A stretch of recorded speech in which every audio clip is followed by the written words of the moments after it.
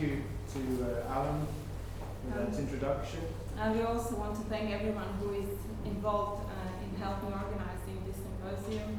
Lila and Krista and Caroline and everyone who joined us today. It's also very, very nice that we found a sustainable way of continuing our what started in 2006 and always involves and finds new ways to approach the field of art environment in a way that we can still do it working together.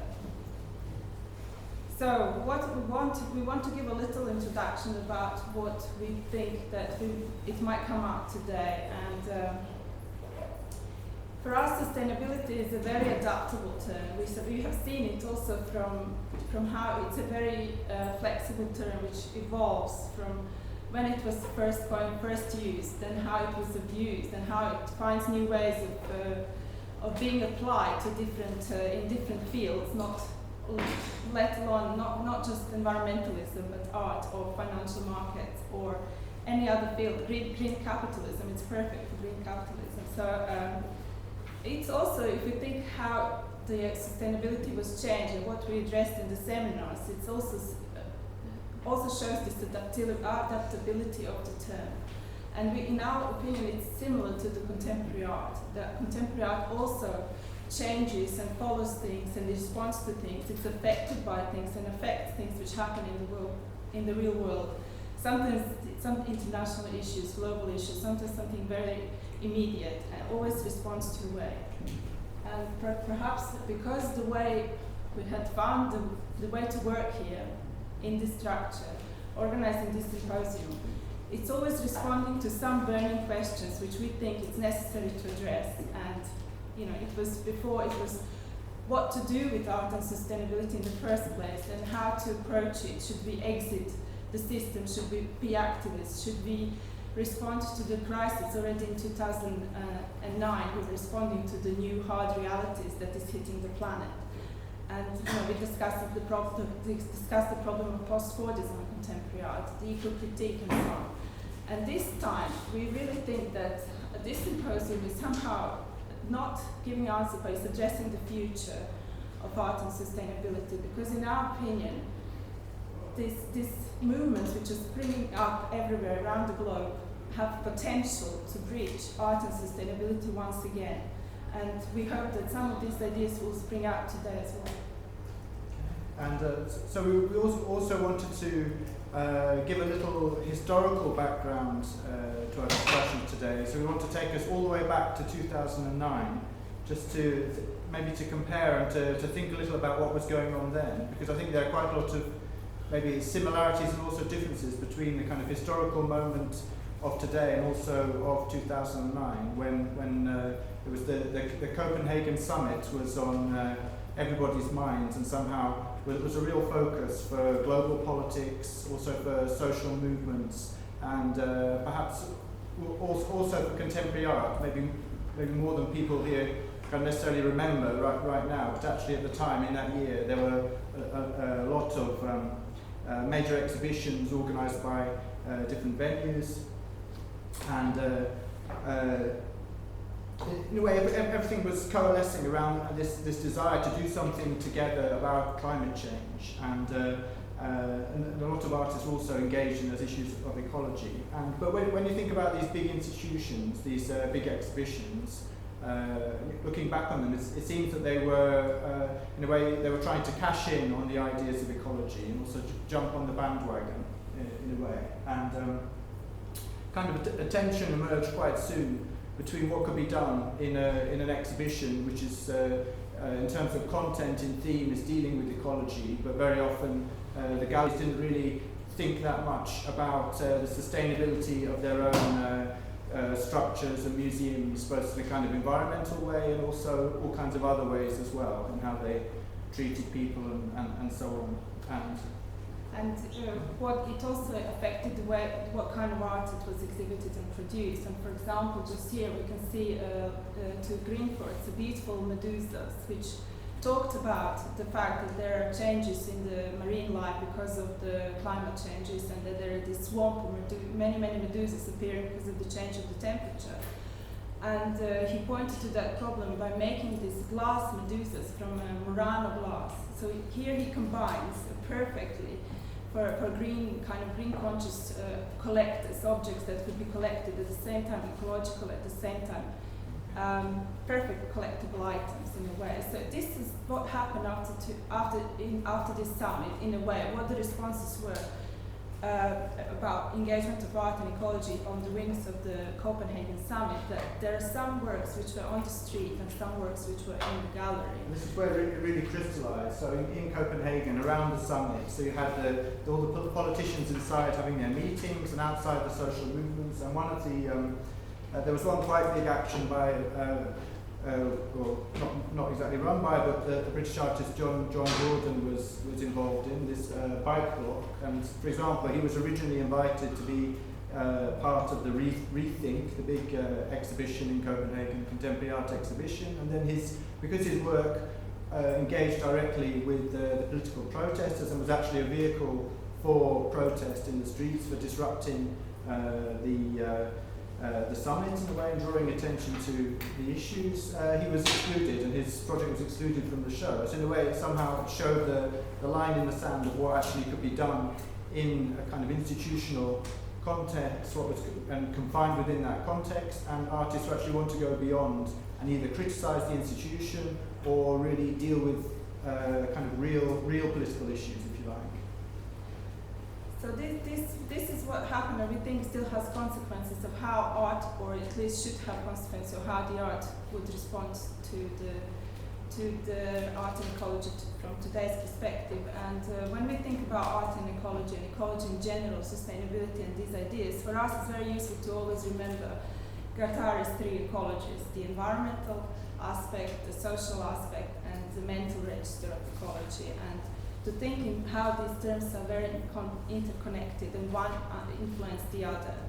And so it's not enough just to think about ecology in terms of the natural environment. You also have to think about the social ecology, so how people's relations and how people deal with each other, and also hierarchies in society, because you can't separate them out. You can't just talk about pollution and environmental problems and separate them out from wider issues in society, because they're so interrelated.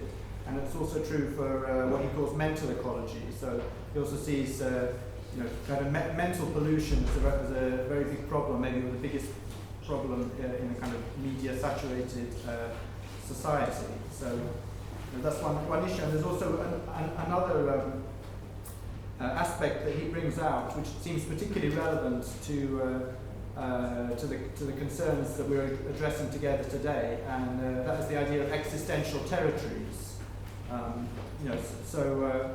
Which also are relevant for these three registers. So you can talk about existential territories in terms of the environmental register, the social register, and also the mental register.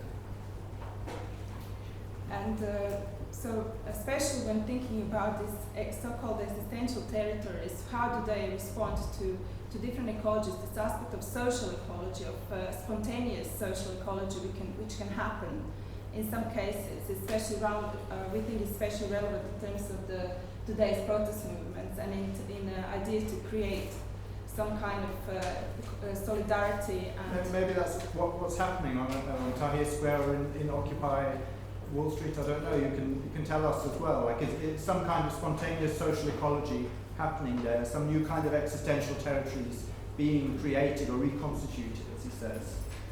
And also the existential ruptures which happen.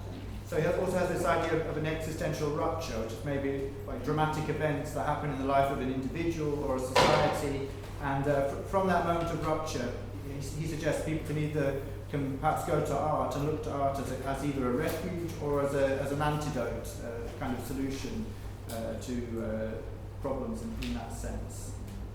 And he also doesn't exclude that in some ways when looking for these existential territories that can lead you to a more nationalistic way and a more nationalistic uprisings and movements. He doesn't exclude that possibility, that he's aware of it, and maybe that's what we're also going to find out from today's discussion, that it's not always something very controlled or in that way.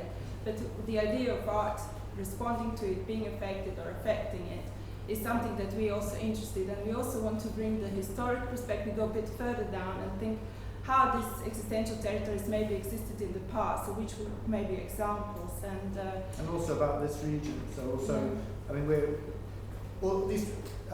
occupying all these movements are kind of global phenomenon, that's clear, but also in each area there are kind of specific historical factors which shape how these movements are manifested, and maybe that also has something to do with the past of each country. We just want to talk a bit about some of the artists from this region.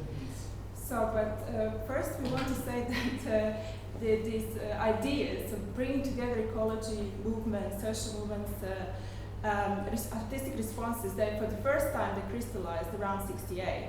And this was when it was first time felt globally, first time reacted to globally.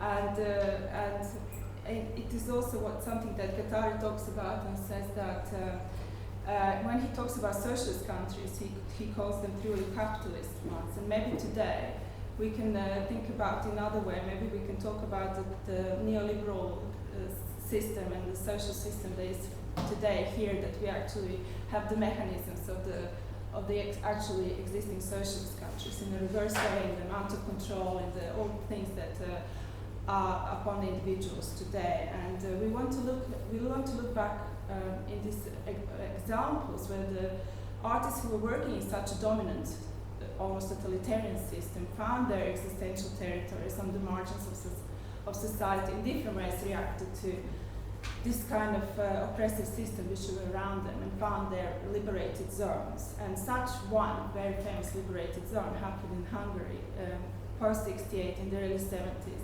when the artists moved from Budapest and to the Ballet Balaton, and in the rented chapel, which was turned into a studio, did exhibitions, gatherings, discussions, everything. They created this kind of social body which responded to this time, and also responded courageously to the situation they were living, because they were expelled. It wasn't possible to do this in Budapest. They had to find a different space. Often artists opted for a space in the natural environment to find such a space for gatherings, and this was one of them. And then another one happened in Slovakia, because the changes after 68 in Slovakia were so drastical that the artists suddenly, or people suddenly, couldn't move freely anymore. They were not allowed to cross the borders. They had to stay in their locality, bound to it. And the artists responded by simply exploding into the space, finding new dimensions. They were just responded by the fact they couldn't be constrained by any borders, by any limits, by anything. Just sheer explosion of creativity by thinking in terms of the whole universe, not globe anymore, but simply universe, cosmology, imagining leaving the town, imagining spaceships, flights. And one of these works here is intertwining astronomia and gastronomia, and it's about consumer society in the 20th century. So that's English scholars' work on the right. Or imagining the whole sustainable cities on top of the mountains where 60,000 people could live and not pollute the environment underneath. And then some artists maybe stay closer to ground level. So this artist group that's not really that well known from Croatia, Grupa Tog, really did in a short period of time take the environmental ideas that were in the atmosphere then after 68, and with this kind of first wave of environmental thinking, and they made works which dealt very directly with those issues in an urban context. For example, by putting see-through rubbish bins so that people think where the rubbish go to afterwards, or dealing with the problem of cars, which was a new problem of cars taking over cities by dumping some huge tyres in front of shops.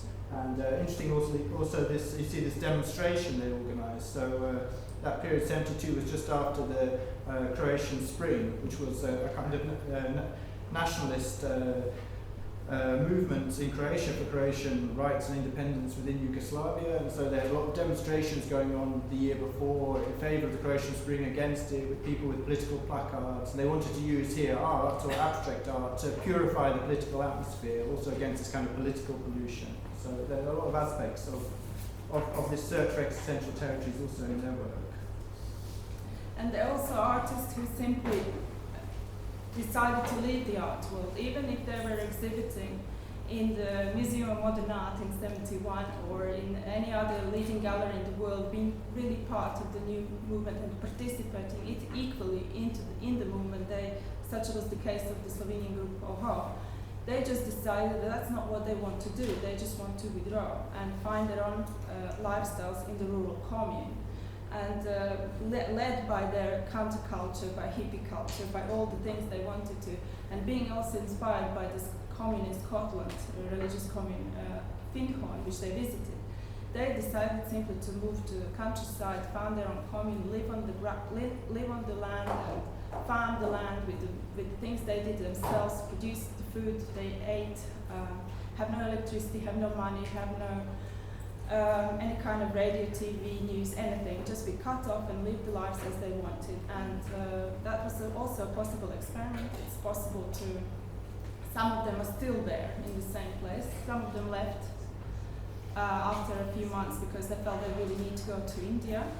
And it's no answer for everyone, but there are different possibilities of how artists would respond to challenges of the time. And we don't want to exclude anything. We think looking for this kind of existential territories is vital, and we also can learn from these examples of Eastern Europe, where in such a totalitarian regimes, which are so similar to where we live now, where there is no escape, no simple escapes, maybe we can look at some answers even there, and as much as the contemporary artists today too. So just a few more images just to bring us back to today.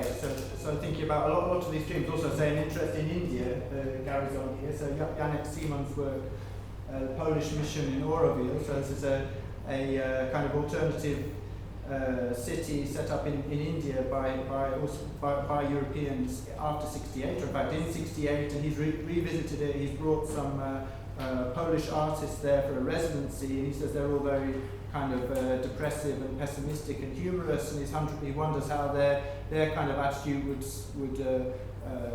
react when it sort of collides with this more very optimistic modernist view of this unusual commune in not really commune but alternative society in India. And also so Niels Norman, also someone who both of these artists have spoken at previous symposia. It's just recent works from them. So Niels Norman has this edible park in The Hague, which is also an interesting project which in a way crosses over between contemporary art to really just dealing with people, and it's hard really to pin down that project and say it's within contemporary art or really just a more general exploration of what does it mean to garden in a city today, really.